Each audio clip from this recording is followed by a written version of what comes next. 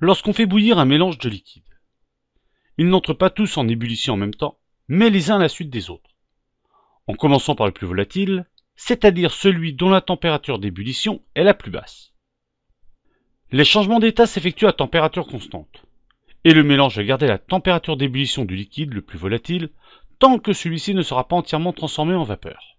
Le montage pour réaliser une distillation fractionnée comprend un chauffe-ballon, une colonne à distiller verticale constituée de plusieurs pointes creuses qui permettent de condenser les vapeurs qui y montent. Cette colonne est appelée colonne de Vigreux, d'un thermomètre, d'un réfrigérant droit et de plusieurs récipients collecteurs. Nous avons choisi ici des éprouvettes graduées. Ensuite, on verse le mélange de deux liquides ayant des températures d'ébullition différentes dans le ballon. On a choisi dans cette vidéo un mélange éthanol-pentane. On ajoute ensuite dans le ballon quelques grains de pierre ponce afin d'avoir une ébullition homogène.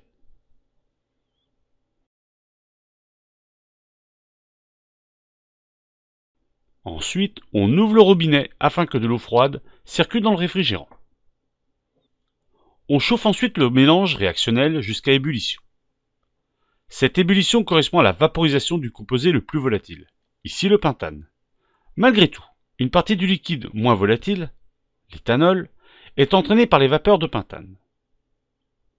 Grâce à la colonne de Vigreux, la vapeur devient de plus en plus pure en composé le plus volatile, donc en pentane, au fur et à mesure qu'elle s'élève dans la colonne. En haut de la colonne de Vigreux, le thermomètre indique une température de 35 degrés, ce qui correspond environ à la température d'ébullition du pentane. Le thermomètre indique la température d'ébullition de l'espèce chimique qui est en train de se vaporiser.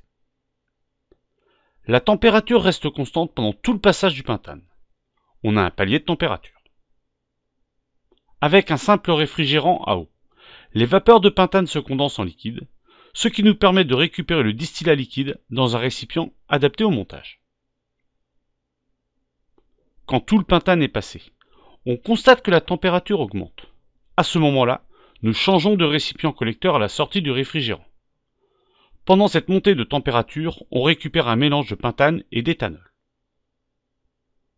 Au bout de quelques minutes, la température se stabilise à nouveau. Le thermomètre indique une température de 76 degrés Celsius, ce qui correspond environ à la température d'ébullition de l'éthanol. La température reste constante pendant tout le passage de l'éthanol. On a un nouveau palier de température.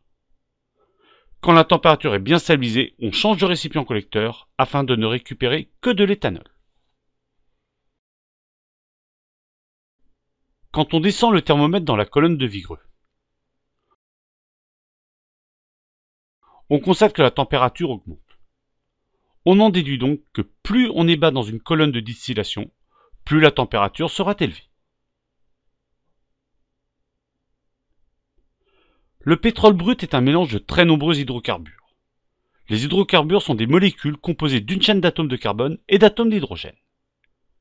Le pétrole brut doit subir une distillation fractionnée pour pouvoir séparer ces différents hydrocarbures, essence, kérosène, fioul, butane. Le fonctionnement des tours de distillation est basé sur le principe que les différents constituants du pétrole ont des températures d'ébullition différentes. En effet, on constate que la température d'ébullition des alcanes dépend de la longueur de la chaîne carbonée.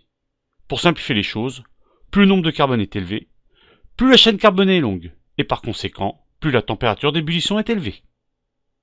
Ainsi, dans les tours de distillation, la température varie. Elle est élevée en bas de la tour, et elle diminue au fur et à mesure que l'on monte dans la tour. Au bas de la tour, la température de 370 degrés Celsius permet de vaporiser la majorité des constituants du pétrole, hormis les produits lourds, tels que le bitume. Les autres constituants se vaporisent et grimpent donc dans la tour de distillation. La température diminuant, ils se liquéfient donc chacun leur tour, en fonction de leur température d'ébullition, et sont alors recueillis.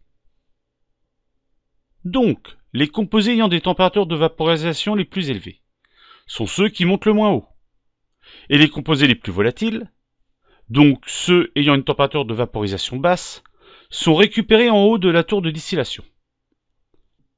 Par conséquent, le gazole va monter moins haut dans la tour de distillation que l'essence, car sa température d'ébullition, qui est de 250 degrés Celsius, est plus élevée que celle de l'essence, qui est de 40 degrés Celsius. Ainsi, grâce à la distillation fractionnée du pétrole, on a réussi à séparer le gazole de l'essence.